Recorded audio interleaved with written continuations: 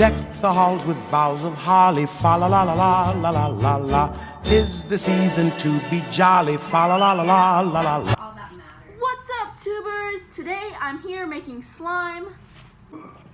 Ingredients. Your first step is glue.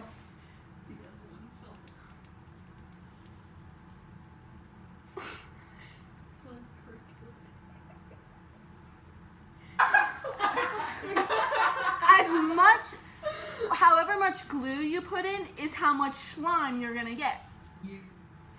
You know what? I didn't think about this before.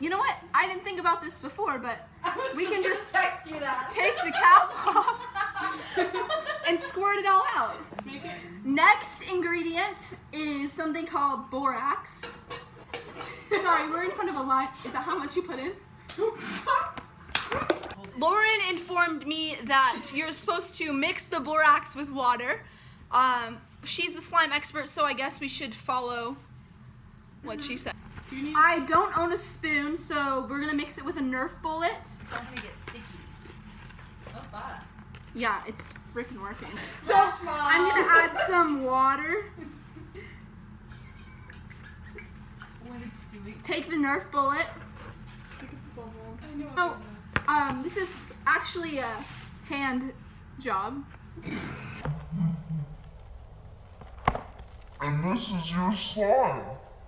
A secret ingredient of mine when I like making my slime, aloe vera. This is gonna really give it the color. Okay, so this is what the product looks like. Yes. This is a test to make sure your slime works. If it bounces and if you can hear it. That's Perfect. how it works. Yeah. If you're feeling a little festive, you can add some of your favorite LaCroix flavor if you want to kind of scent in your slime. So we're just going to pour some of that. And kind of mix it around. Get this in there. So like that.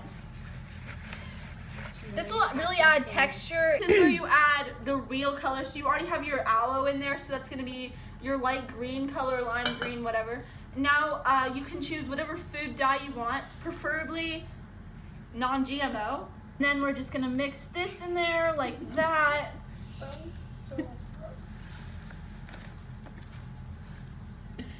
Don't worry about dyeing your hands. It comes off. It's washable. So that's what your slime should look like. It's cooked. It just comes right off. See? Okay, cut. Okay, end it. End it. End it.